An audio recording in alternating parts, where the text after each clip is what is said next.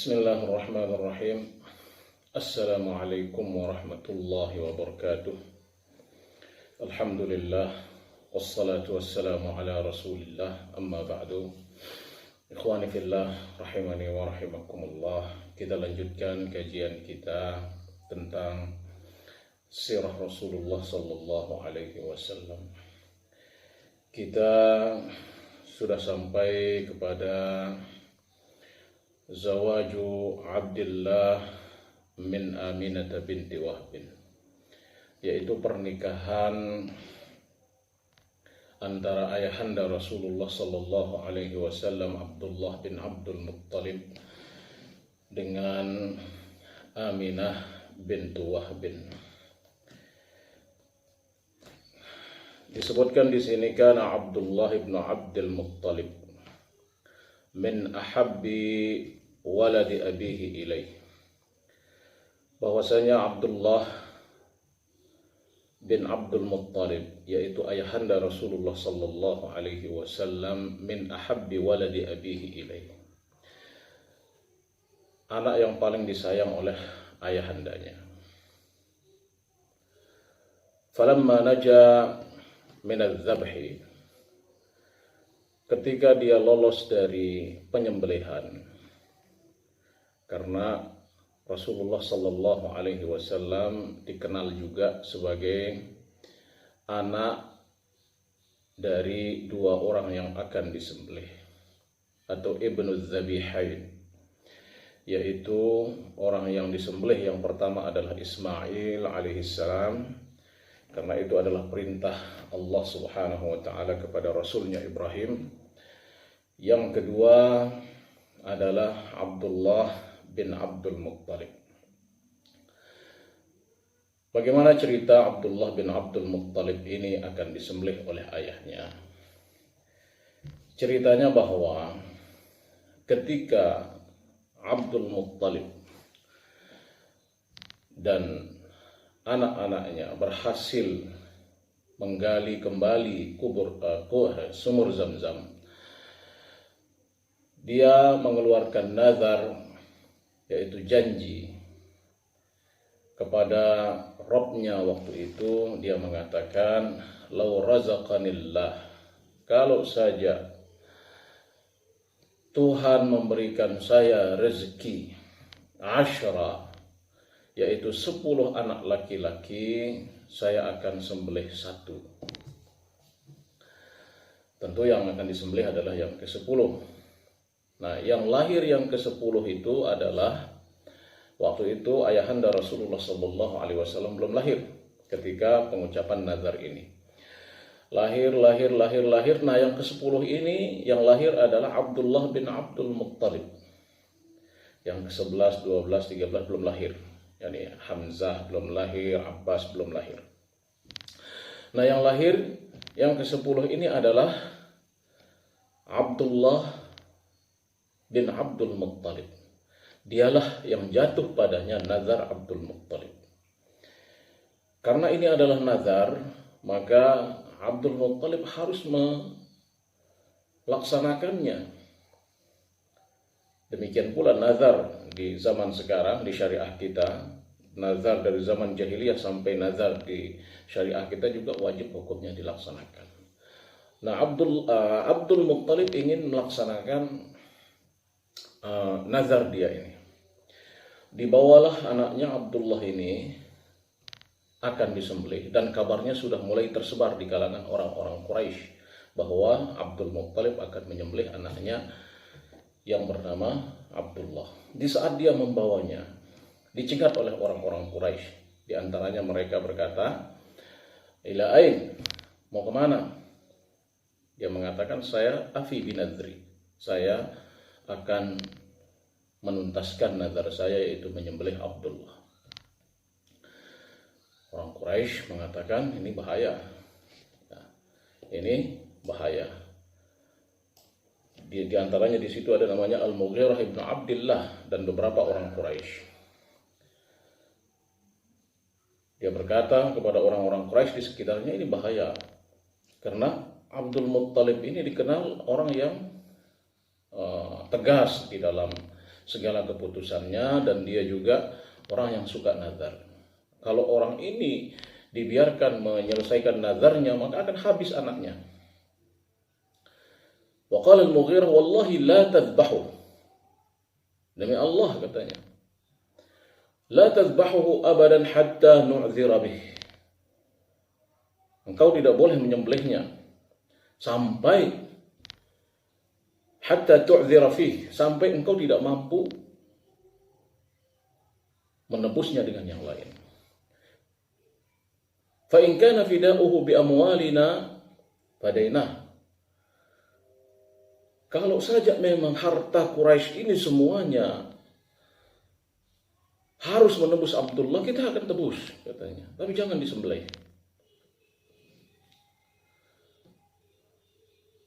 Karena in nazar, maka Abdul Muttalib bertekad. Tetapi orang-orang Quraisy mengatakan ada jalan keluarnya. Ada jalan keluarnya. Mereka mengatakan la taf'al, jangan sekali-kali lakukan ini. Wantaliq bihi ilal Hijaz, bawa dia ke negeri Hijaz. Fa inna bihi arrafatan tabi', laha tabi'. Di situ ada bahasa kita sekarang arrafah, tukang tenung, atau yang melihat, atau orang pintar bahasa sekarang. Fa inna laha tabi', fasalha, tanya dia. Thumma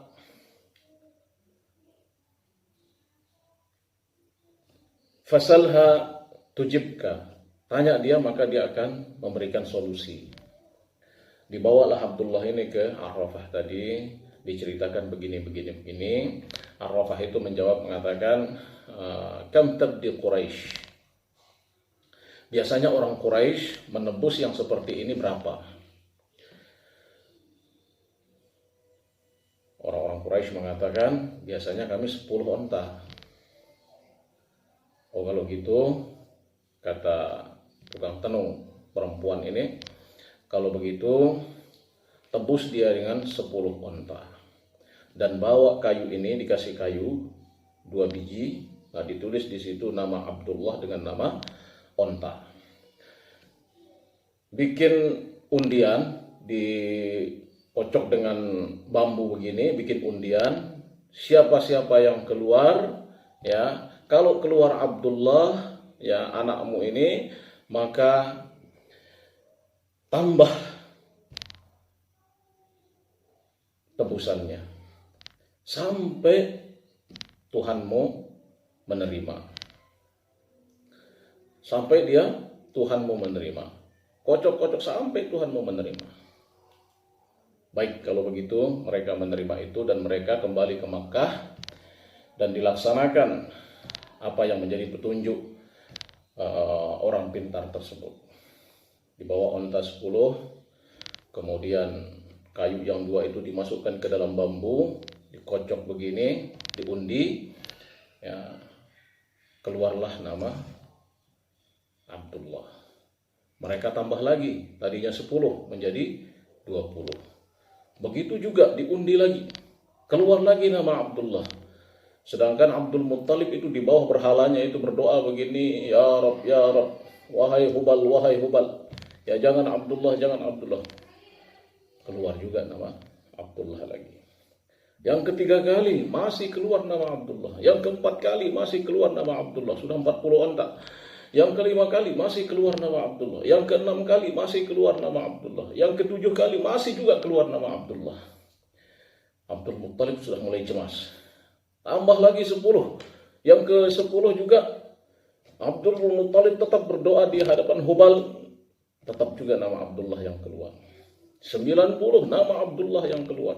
Yang ke-100 barulah yang keluar adalah lidi yang dituliskan di dalamnya itu onta. Orang Quraisy mengatakan, selamat, anak kita selamat dari penyembelihan ini. Abdul Muttalib belum puas. Kalau gitu kita undi lagi dia. Siapa tahu ini salah. Diundi lagi, ternyata yang keluar adalah tetap onta. Yang ketiga lagi diundi, tetap onta. Maka orang-orang Quraisy mengatakan fanharu, sembelih semua unta ini sebagai tebusan Abdullah ibn Abdul Muttalib. Makanya ketika Abdullah bin Abdul Muttalib ini selamat dari sembelihan itu, dan Abdullah sudah mulai remaja, sudah saatnya menikah, dia segera dinikahkan oleh ayahnya dengan Aminah bintu Wahb.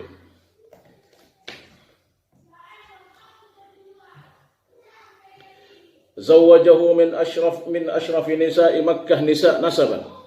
Dinikahkan dengan seorang perempuan yang sangat mulia sekali. Wahia Aminatu bintu Wahbin, yaitu Aminah putrinya Wahab bin Abdi Manaf, anak Abdu Manaf bin Zuhrah bin Kilab. Menikah, ayahanda Rasulullah SAW dinikahkan oleh ayahnya dengan Aminah bintu Wahbin. Selang beberapa bulan pernikahan, 1 bulan pernikahan, ayahanda Rasulullah SAW pergi ke Syam untuk berdagang. Karena kebiasaan orang Quraisy itu adalah berdagang ke Syam, yaitu di Syria atau Palestina atau Jordan, dan berdagang ke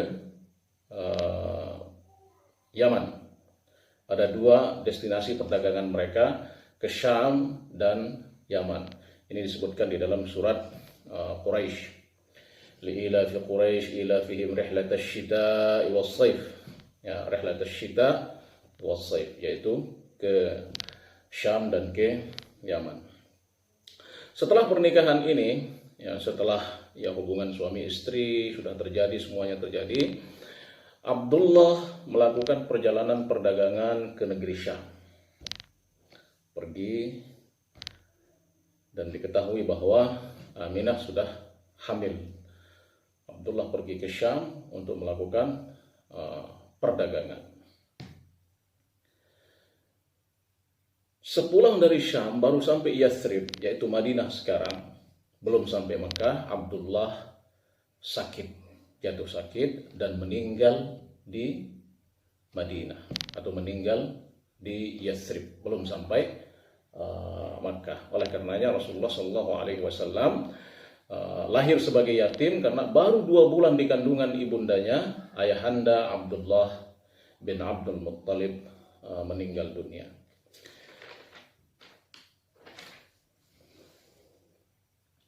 Walam yakun zawaju Abdullah min Aminah binti Wahb huwa bidayatu amrin Nabi sallallahu alaihi wasallam.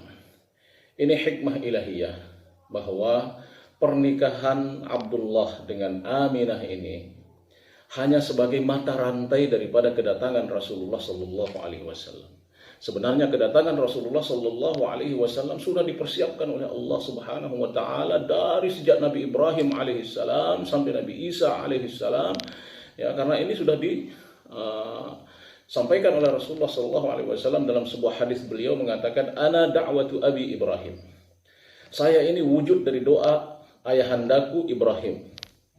Wa busyra akhi Isa, dan berita gembira dari saudaraku Isa alaihissalam. Nah, jadi bidayah, ya, persiapan kedatangan Rasulullah Sallallahu Alaihi Wasallam ini sudah diberitakan, sudah diketahui dari sejak zaman Nabi Ibrahim alaihissalam, dan menikahnya Abdullah dengan Aminah ini sebagai mata rantai, penyambung mata rantai saja akan keberadaan Rasulullah Sallallahu Alaihi Wasallam. Dalam firman Allah disebutkan di sini seperti doa Nabi Ibrahim alaihissalam, Rabbana wab'ath fihim rasulan minhum yatlu alaihim ayatik. Wahai Tuhan kami, wab'ath fihim, utuslah di antara mereka rasulan, seorang rasul, minhum, dari kalangan mereka, yaitu dari kalangan orang Arab, yatlu alaihim ayatik, untuk membacakan kepada mereka ayat-ayatmu, wa yu'allimuhumul kitab, dan mengajar mereka tentang kitab, wal hikmah, dan hikmah, wa yuzakkihim, dan mensucikan mereka, innaka antal azizul hakim, sesungguhnya engkau adalah maha perkasa dan maha bijaksana. Ini doa Nabi Ibrahim alaihissalam. Ketika selesai membangun Ka'bah, beliau berdoa agar setelah ini diturunkan seorang rasul di tanah haram ini. Demikian pula doa atau busyra Nabi Isa alaihissalam, berita gembira dari Nabi Isa alaihissalam. Wa idh qala Isa, ketika Isa berkata, Ibnu Maryam, putra Maryam, ya Bani Israel, wahai orang-orang Israel, anak Israel, inni Rasulullah ilaikum, saya seorang rasul kepada kalian, musaddiqan lima baina yadayya, untuk membenarkan apa yang ada pada diriku, minat Taurat, dari Taurat, wa mubasysyiran bi rasulin, dan memberikan berita gembira tentang datangnya seorang rasul, ya'ti min ba'di, akan datang setelahku, ismuhu Ahmad, namanya Ahmad. Ini adalah